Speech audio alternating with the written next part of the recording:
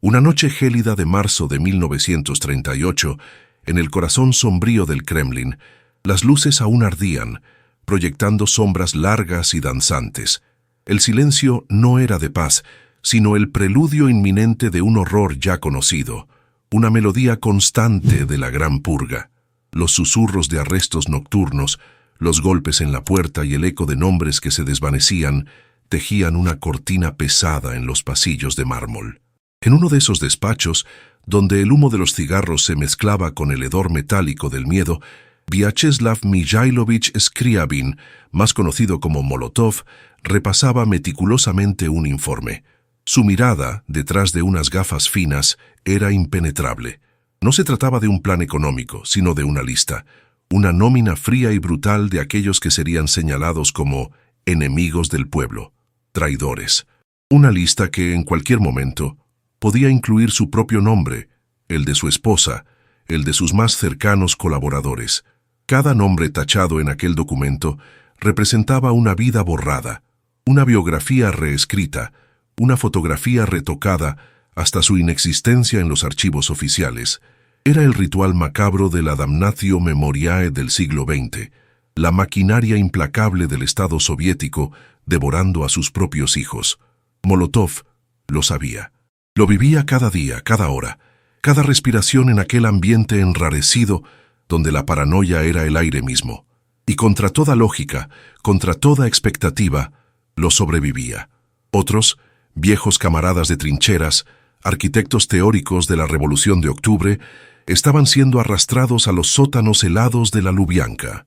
Sus gritos, si es que los había, eran silenciados no solo por los gruesos muros, sino por el peso de una historia oficial que se reescribía con sangre, donde su existencia misma era una herejía. Molotov permanecía inalterable. Su permanencia no era un acto de valentía temeraria, sino el resultado de una obediencia casi patológica, de una lealtad calculada hasta el milímetro, y quizá de una capacidad espeluznante para la complacencia ante el abismo moral que se abría. Stalin, el hombre que dominaba aquella nación con puño de hierro, nunca olvidaba un agravio, tampoco perdonaba una debilidad. Y cada vez que un miembro del Politburó era purgado, cada vez que una esposa, un hermano o un hijo era declarado traidor y enviado a los gulags o al paredón, la sombra de la sospecha se extendía, envolviendo incluso a los más cercanos al dictador. Molotov respiraba ese aire envenenado, donde el afecto era una peligrosa debilidad y la desconfianza, una divisa de supervivencia. Él presenció, en primera fila, cómo desaparecían Grigori Zinoviev, Lev Kamenev, Nikolai Bukharin, hombres con los que había compartido la clandestinidad zarista, el exilio, la euforia de la victoria bolchevique. Sus nombres, como el humo, se disolvían, primero de la propaganda, luego de los libros de texto, hasta que su ausencia era la única prueba de que alguna vez habían existido. Este canal, Caídos del Poder, suele narrar las historias de aquellos que cayeron víctimas de intrigas y tiranía. Pero ¿qué sucede con quienes, inexplicablemente, permanecieron en pie, incluso cuando la tierra bajo sus pies estaba empapada con la sangre de sus compañeros? ¿Qué precio moral, qué pacto con la oscuridad forjó Molotov para asegurar su supervivencia en el epicentro de la mayor purga política de la historia? Su historia no es una caída, sino la de una tortuosa y moralmente ambigua permanencia en la cúspide de un infierno. Para desentrañar la intrincada red de poder, miedo y supervivencia que definió aquella era, y así no repetir los errores que condenaron a tantos, suscríbete a nuestro canal. Molotov, el hombre de hierro cuyo seudónimo significaba martillo, no nació con ese sobrenombre que también definía su inquebrantable voluntad. Vyacheslav Mikhailovich Scriabin, hijo de un tendero y una ama de casa en una pequeña aldea rusa, parecía destinado a una existencia más prosaica. Sin embargo, su camino se torció irrevocablemente hacia la revolución en los albores del siglo XX. Apenas un adolescente, se sumergió en el torbellino del movimiento bolchevique, forjando su identidad política en la clandestinidad zarista, una forja que le enseñó el valor del secretismo, la obediencia y la disciplina férrea. Fue en esos años turbulentos cuando adoptó el nombre de Guerra Molotov, un alias que no solo evocaba la fuerza bruta, sino también la capacidad de demolición de las estructuras antiguas. Su talento no residía en la oratoria apasionada o el carisma natural, sino en una meticulosidad casi obsesiva, una capacidad para la organización y una lealtad a la causa bolchevique que muchos confundían con falta de imaginación. Para él, el partido era la verdad absoluta y su misión, servirle sin desvíos. Su ascenso fue discreto pero constante. En 1912 conoció a Joseph Stalin, un encuentro que marcaría el rumbo de su vida y, en cierta medida, el de la Unión Soviética. Stalin, aún una figura en ascenso, pero ya dotado de una ambición desmedida, reconoció en Molotov no solo un colaborador leal, sino una herramienta indispensable. Molotov se convirtió en un pilar fundamental de Pravda, el órgano oficial del partido, manejando la propaganda y la difusión ideológica con una eficacia fría. Tras la Revolución de Octubre, su carrera se aceleró. En 1921 fue nombrado miembro del Comité Central y poco después se convirtió en secretario del Comité Central del Partido Comunista. Era un burócrata implacable, un administrador eficiente de la ideología y la represión. Mientras figuras más prominentes como Trotsky, Zinoviev y Kamenev se enzarzaban en batallas ideológicas y de poder por la sucesión de Lenin, Molotov se mantuvo en la sombra de Stalin, una sombra que crecía a medida que el dictador consolidaba su autoridad. No era un intelectual brillante, ni un estratega militar, pero su capacidad para ejecutar órdenes sin cuestionar, su apego inflexible a la línea del partido y su disposición a ser el martillo que aplastaba la disidencia lo hicieron invaluable. Fue un actor clave en la brutal colectivización forzada de la agricultura, una política que llevó a la hambruna masiva en la década de 1930 y a la liquidación de millones de kulaks, campesinos ricos, muchos de ellos simple y llanamente campesinos que se negaban a entregar sus tierras. Molotov no titubeó, aplicó las directrices con una rigidez escalofriante, convencido de que estaba sirviendo al bien superior de la revolución.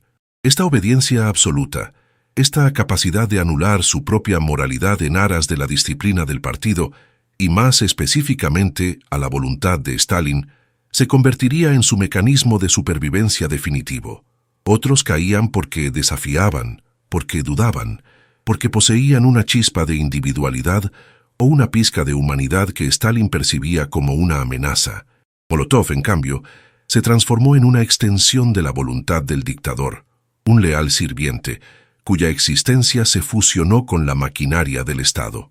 Fue este borrado de sí mismo, esta transformación en un autómata político, lo que, paradójicamente, lo elevó y lo protegió durante las purgas que diezmaron a la élite soviética.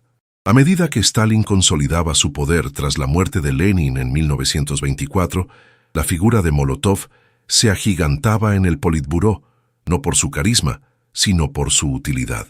Mientras otros se enredaban en disputas ideológicas y luchas internas por la dirección del partido, Molotov se mantuvo firme al lado de Stalin, siendo el ejecutor silencioso de sus designios.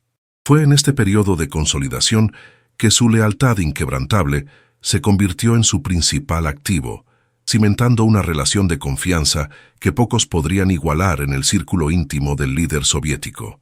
En 1930, Molotov alcanzó una de las cumbres del poder al ser nombrado presidente del Consejo de Comisarios del Pueblo, el equivalente al cargo de primer ministro. Desde esta posición, se convirtió en el principal arquitecto de las políticas económicas y sociales del país, especialmente de la colectivización forzosa de la agricultura y los ambiciosos planes quinquenales de industrialización. Estas políticas, ejecutadas con una brutalidad que hoy recordamos con horror, transformaron radicalmente la URSS de una nación agraria a una potencia industrial, pero a un costo humano incalculable. Millones de vidas se perdieron por hambrunas provocadas, deportaciones masivas y ejecuciones sumarias. Molotov no solo supervisó estas atrocidades, sino que las defendió con vehemencia, convencido de su necesidad histórica para la construcción del socialismo. Su firma aparecía en listas de condenas a muerte, en órdenes de represión y en directivas que sellaban el destino de innumerables ciudadanos soviéticos. La lealtad de Molotov no era ciega en el sentido de la ignorancia, era una lealtad consciente, cimentada en la creencia en la infalibilidad del partido y de su líder. Para él, Stalin era la encarnación de la voluntad revolucionaria. Cualquier desviación, cualquier crítica, era una traición. Esta mentalidad férrea, esta capacidad para justificar el horror en aras de un objetivo superior, fue lo que lo hizo indispensable para Stalin, quien veía en él una herramienta leal y sin escrúpulos. Pero el ascenso al poder de Molotov no fue un camino de rosas, exento de las intrigas y las sospechas que caracterizaban al Kremlin. En el ambiente paranoico de la década de 1930, nadie estaba a salvo. La sombra de la purga, que ya había comenzado a engullir a los viejos bolcheviques y a altos funcionarios del partido y del ejército, siempre planeaba sobre él. Stalin, con su mente obsesionada con complots y traiciones, sometía a sus colaboradores más cercanos a constantes pruebas de lealtad. Molotov no fue la excepción. Se rumoreaba que Stalin lo observaba con un ojo crítico, analizando cada gesto, cada palabra, cada informe. La paranoia del régimen era un depredador que no discriminaba. Molotov, sin embargo, demostró una habilidad sobrenatural para navegar por estas aguas turbulentas. Su estrategia era simple: obediencia absoluta, discreción y una dedicación al trabajo que bordeaba la obsesión. Nunca intentó opacar a Stalin, nunca buscó la gloria personal. Su poder era un reflejo del poder del dictador, y su supervivencia dependía de su capacidad para permanecer indispensable sin convertirse en una amenaza percibida. Fue esta delicada danza, este equilibrio precario entre la lealtad y la sumisión, lo que le permitió no solo sobrevivir, sino prosperar en un entorno donde la desconfianza era la moneda de cambio y la muerte, una constante amenaza. El escenario estaba preparado para que Molotov, el inquebrantable martillo de Stalin, enfrentara las pruebas más duras, no por su caída, sino por su inexplicable permanencia. La década de 1930 se tiñó con los oscuros matices de la paranoia en la Unión Soviética. El régimen de Stalin, otrora consolidado, comenzó a devorarse a sí mismo en una espiral incontrolable de desconfianza y terror. Tras el asesinato de Sergei Kirov en 1934, una figura popular del partido cuya muerte aún hoy genera debates sobre la implicación directa de Stalin, la Gran Purga desató su furia con una intensidad brutal. Los viejos bolcheviques, héroes de la revolución, militares condecorados, intelectuales y hasta simples ciudadanos, fueron arrastrados por la maquinaria del terror. En este ambiente cargado, donde los susurros se convertían en denuncias y las miradas en acusaciones, nadie estaba realmente a salvo, ni siquiera los más cercanos a Stalin. El aire del Kremlin se hizo irrespirable. Las reuniones del Politburó eran tensas, cada miembro consciente de que cualquier palabra mal interpretada, cualquier leve desacuerdo con la línea del partido o con el propio líder, podía sellar su destino. Las sillas vacías en la mesa de las deliberaciones, antes ocupadas por compañeros ahora desaparecidos, hablaban un lenguaje mudo pero elocuente. Molotov, a pesar de su inquebrantable lealtad y su papel central en la administración, no era inmune a esta atmósfera opresiva. Stalin sometía a sus colaboradores a pruebas constantes, diseñadas para exponer cualquier atisbo de pensamiento independiente o, peor aún, de disidencia. Los procesos de los juicios farsa, donde figuras como Zinoviev y Kamenev confesaban crímenes inverosímiles bajo tortura y coacción, eran espectáculos macabros que recordaban a todos, incluso a los más leales, el poder absoluto del Estado y el destino que esperaba a quienes cayeran en desgracia. Estas confesiones, a menudo retransmitidas por radio, no buscaban la verdad, sino la aniquilación moral y política del acusado y la confirmación de la narrativa oficial de traición y sabotaje. La paranoia de Stalin no se limitaba a sus rivales políticos, se extendía a la intimidad de las familias. Las esposas, los hijos, los hermanos de los enemigos del pueblo eran también declarados culpables por asociación, un método para aumentar la presión sobre los acusados y asegurar su cooperación en los juicios. Era un terror total que desintegraba los lazos sociales y convertía a cada ciudadano en un potencial delator o víctima. Molotov presenció cómo sus amigos más cercanos y colegas eran arrestados, interrogados y ejecutados. Bukharin, Raikov, Tomsky, todos ellos figuras de la vieja guardia bolchevique que habían compartido con él las trincheras revolucionarias, desaparecieron. ¿Cómo un hombre puede sentarse en una mesa de deliberación un día y al día siguiente ver a su compañero acusado de los crímenes más atroces y al cabo de unas semanas saber de su ejecución? Molotov lo hizo. Y no solo eso, sino que votó a favor de estas purgas, firmó resoluciones y en algunos casos participó activamente en la denuncia de aquellos que caían en desgracia. Su supervivencia no se basaba en la ignorancia o en una suerte ciega, sino en una compleja danza entre la sumisión absoluta, la astucia política y quizás una frialdad emocional extraordinaria. Demostró una capacidad única para adaptarse a la voluntad de Stalin, para abrazar cada cambio de línea ideológica, por contradictorio que fuera, y para purgar a los que se negaban a hacerlo. Esta flexibilidad brutal, esta disposición a sacrificar a cualquiera, incluyendo a su círculo más íntimo si fuera necesario, fue el escudo que lo protegió de la tormenta, haciendo de él no solo un testigo, sino un participante activo en el gran borrado. A pesar de haber navegado con maestría por las aguas turbulentas de la Gran Purga, la lealtad de Molotov sería puesta a prueba de una forma que pocos hombres cercanos a Stalin lograron soportar sin ser aniquilados. Su calvario personal no fue el de un arresto y un juicio farsa, sino el de presenciar cómo la maquinaria que él mismo había ayudado a construir se volvía contra su propia familia. Fue un golpe psicológico, una lección brutal de que en el régimen de Stalin nadie, absolutamente nadie, estaba por encima de la sospecha, ni siquiera los pilares más fieles del sistema. En 1948, el fantasma de la purga, aunque atenuado en comparación con los años 30, aún rondaba el Kremlin.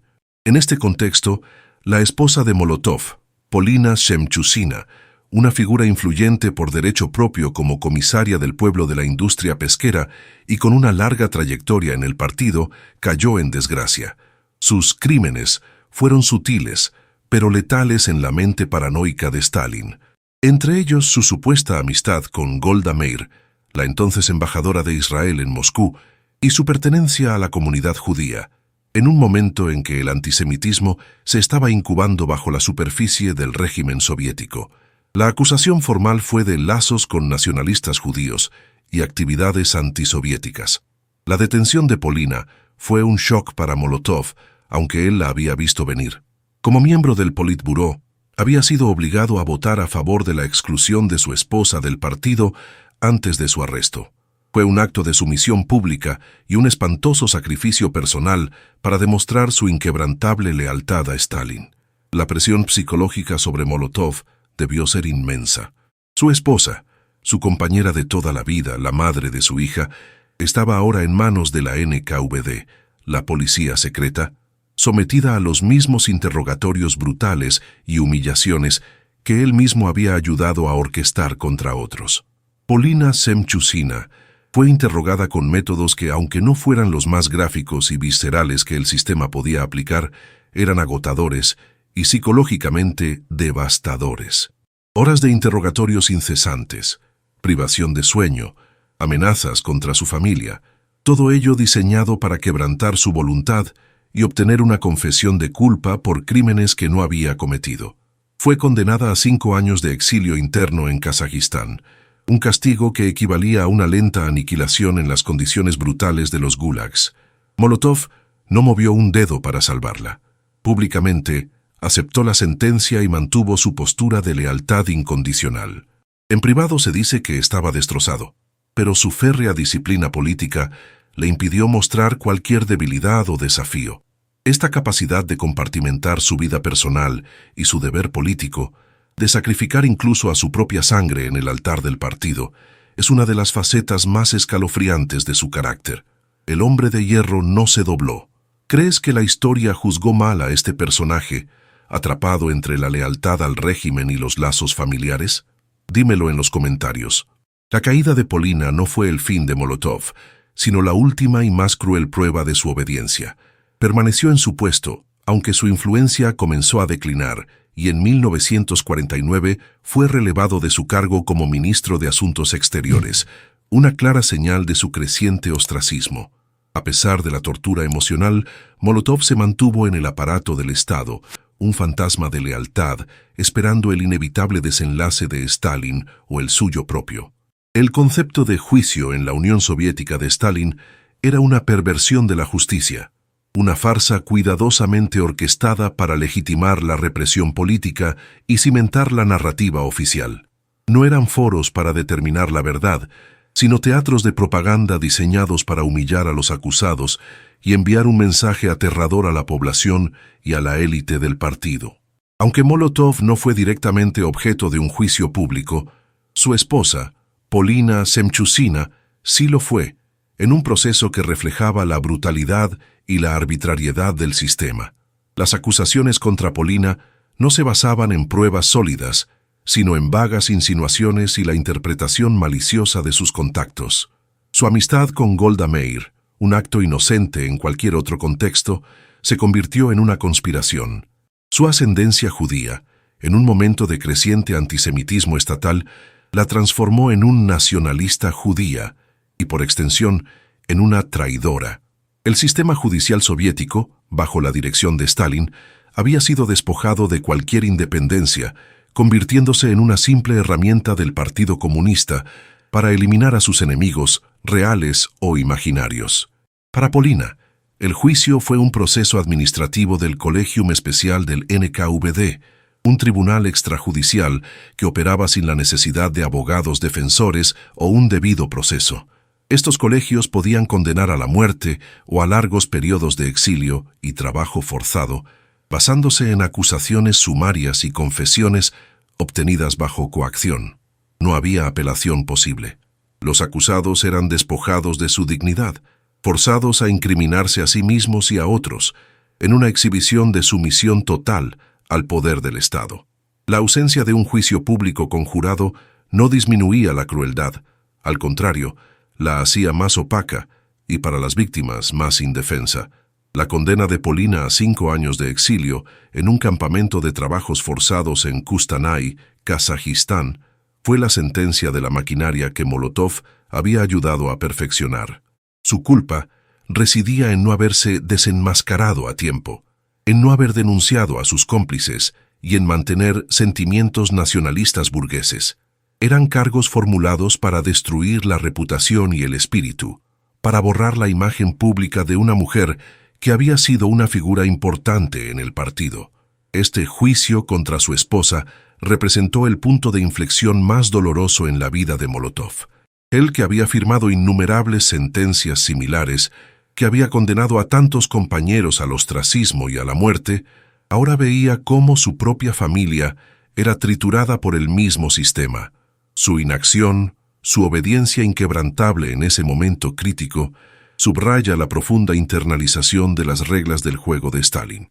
El hombre que sobrevivió a las purgas no lo hizo por azar o por inocencia, sino por una voluntad de hierro para plegarse a la tiranía, incluso cuando ésta se volvía contra lo más preciado para él. Mientras Polina sufría en el exilio, Molotov seguía en el Politburó, asistiendo a reuniones donde se discutían los destinos de otros enemigos del pueblo. Su rostro, impasible, no revelaba el tormento interno. Este es el perfil de un superviviente en un régimen totalitario. No necesariamente un héroe o un mártir, sino a menudo un cómplice, cuya permanencia en el poder se pagó con un precio moral incalculable, un precio que resonaría en su legado histórico mucho después de la caída del régimen que sirvió. En la historia de Molotov no hay un relato de su propia ejecución. Él no fue arrastrado al paredón, ni confinado a los gulags por orden directa de Stalin. Sin embargo, presenció innumerables ejecuciones, en un sentido político, y en el caso de muchos de sus compañeros, en un sentido literal y brutal.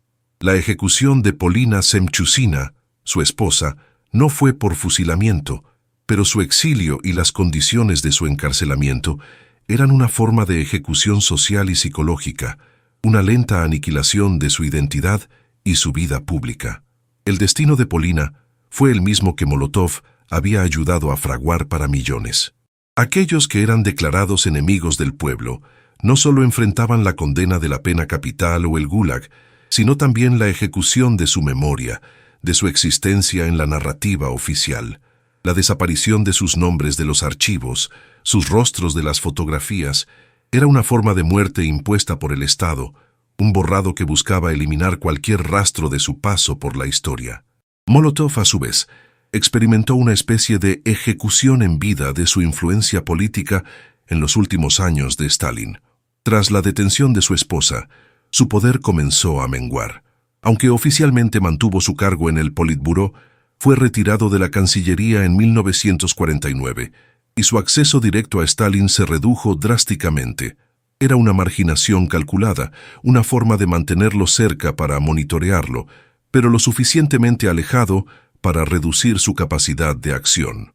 Esta ejecución gradual de su poder fue una tortura silenciosa, un castigo por su fracaso en mantener la pureza ideológica de su propia familia. El destino de los caídos en las purgas, aquellos que Molotov ayudó a señalar, fue mucho más sombrío. Los Grigori Zinoviev y Lev Kamenev, viejos compañeros bolcheviques, fueron fusilados en 1936 tras los primeros juicios de Moscú. Nikolai Bukharin, otro amigo cercano, sufrió la misma suerte en 1938. La NKVD ejecutó a miles en sus sótanos, a menudo con un disparo en la nuca, un método impersonal y brutal diseñado para deshumanizar a la víctima. Los cuerpos eran incinerados o arrojados a fosas comunes secretas para no dejar rastro. La rapidez entre la sentencia y la ejecución era aterradora. Molotov era parte integral de la maquinaria que decidía quién viviría y quién moriría, quién sería borrado y quién permanecería. Su firma, junto a la de Stalin, aparecía en miles de listas de ejecución, documentos escalofriantes que enumeraban a las víctimas destinadas al exterminio.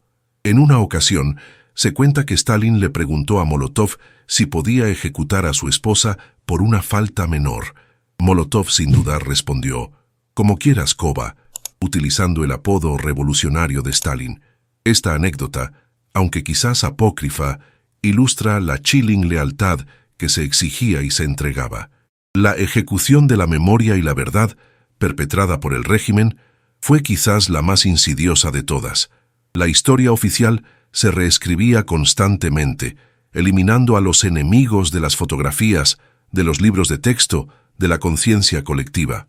Molotov, una vez más, fue un actor clave en este gran borrado, asegurándose de que la narrativa del partido fuera la única verdad aceptada, sin importar cuántas vidas y cuántas verdades tuvieron que ser sacrificadas para ello. Su supervivencia en el vértice de este sistema de muerte y olvido lo convierte en una figura que encarna la cruda realidad de la era stalinista. La ejecución física de los enemigos del pueblo era solo el primer paso en la aniquilación total que el régimen de Stalin imponía a sus víctimas. El segundo, y a menudo más insidioso, era el borrado de su existencia de la historia. Esta damnatio memoriae moderna, llevada a cabo con una meticulosidad aterradora, buscaba eliminar cualquier rastro de la existencia de un individuo una vez que caía en desgracia. Molotov no solo fue testigo de este proceso, sino que fue uno de sus arquitectos y ejecutores más diligentes. El modus operandi era simple pero efectivo. Una vez que una figura era declarada traidora, su imagen se eliminaba sistemáticamente de todas las fotografías oficiales. Las publicaciones que lo mencionaban eran retiradas y destruidas. Las enciclopedias y libros de texto se reescribían para omitir su nombre, o peor aún, para presentarlo como un traidor desde el principio. Era una ingeniería inversa de la historia, una reescritura constante del pasado para adaptarlo a las necesidades políticas del presente. Un ejemplo icónico de esta práctica es la famosa fotografía de Stalin junto a Nikolai Yeshov, el jefe de la NKVD que supervisó gran parte de las purgas. Después de que Yeshov cayera en desgracia y fuera ejecutado en 1940, su figura fue retocada de la imagen original, dejándolo a Stalin solo junto a un canal de agua. Esta y otras imágenes similares se convirtieron en metáforas visuales de la capacidad del régimen para hacer desaparecer a personas enteras, como si nunca hubieran existido. No era un simple Photoshop primitivo, era un acto de censura profunda, una declaración de que el Estado podía controlar no solo el presente y el futuro, sino también el pasado. Molotov, como figura central en la propaganda y la ideología del partido, comprendió la importancia de este borrado. Su papel en Pravda le había enseñado el poder de la narrativa y la imagen. Era su trabajo asegurar que la versión oficial de los eventos fuera la única verdad, y que los enemigos no solo fueran condenados, sino olvidados. Él, con su firma, con sus directivas, contribuía a borrar los nombres de la historia, a desdibujar los rostros de aquellos con quienes había compartido barricadas y despachos. La eliminación de Polina Semchusina de la esfera pública y su posterior relegación al exilio fue también parte de este borrado. Aunque su figura no fue retocada de fotografías históricas de la misma manera que algunos enemigos más prominentes, su nombre desapareció de las publicaciones y su carrera política fue totalmente suprimida. Era un mensaje claro para Molotov y para el resto de la élite. La lealtad de la sangre no tenía cabida en la ideología del partido. La esposa del hombre de hierro fue reducida al silencio y al olvido oficial, una extensión de su propia ejecución política. El impacto de este gran borrado fue devastador. Creó una sociedad donde la gente vivía con un pasado inestable, donde los héroes de hoy podían ser los traidores de mañana y donde la verdad era una entidad maleable a merced del poder. Molotov, al operar dentro de este sistema, al facilitar su funcionamiento, no solo sobrevivió, sino que se convirtió en un pilar de su misma arbitrariedad. Su capacidad para aceptar y perpetrar esta manipulación de la realidad, incluso cuando afectaba a su propia familia, es testimonio de la profunda deshumanización que la lealtad ciega a una ideología totalitaria podía provocar. La muerte de Stalin, en marzo de 1953, marcó un giro radical en el destino de Molotov y en la Unión Soviética. Polina Semchusina fue liberada inmediatamente del exilio, un claro indicio de la arbitrariedad de su condena y de que su arresto había sido una herramienta de presión contra su esposo. Con Stalin fuera de la ecuación, la influencia de Molotov comenzó un lento pero inevitable declive. Aunque inicialmente formó parte de la troika post-Stalin, la lucha por el poder lo llevó a un enfrentamiento con Nikita Khrushchev, el nuevo líder. Khrushchev, en su famoso discurso secreto de 1956, denunció los crímenes de Stalin y el culto a la personalidad, iniciando un proceso de desestalinización que implicaba una revisión de la historia y una rehabilitación parcial de algunas víctimas de las purgas. Para Molotov, uno de los arquitectos principales del estalinismo, esto era una afrenta directa. Él se mantuvo firme en su defensa del legado de Stalin, negándose a reconocer los excesos o las atrocidades del régimen. Esta postura inflexible, que ya no encajaba en la nueva dirección del partido, lo llevó a ser calificado como el grupo antipartido, junto con otros viejos estalinistas como Malenkov y Kaganovich. En 1957, Molotov fue expulsado del presidium del Comité Central y poco después, en 1961, del Partido Comunista, el único hogar que había conocido desde su adolescencia. Su caída fue una purga, aunque incruenta en comparación con las de los años 30, y representó el fin de su carrera política. Los años que le restaron los pasó en una relativa oscuridad, escribiendo memorias y defendiendo hasta el final la obra de Stalin. Murió en 1986, a los 96 años, habiendo sobrevivido a casi todos sus contemporáneos y de forma casi milagrosa al propio Stalin. El legado de Molotov es complejo y profundamente controvertido. Para sus defensores, fue un fiel servidor del Estado soviético, un hombre de acero que ayudó a construir una potencia industrial y a resistir la invasión nazi. Para sus detractores, y para la mayoría de los historiadores modernos, Molotov fue un burócrata implacable, un cómplice indispensable en la maquinaria de terror de Stalin, cuya lealtad absoluta contribuyó a la muerte y el sufrimiento de millones. Él encarna la figura del superviviente en el sentido más oscuro de la palabra. No solo evitó la purga, sino que la facilitó, la justificó y la implementó. La historia lo juzga.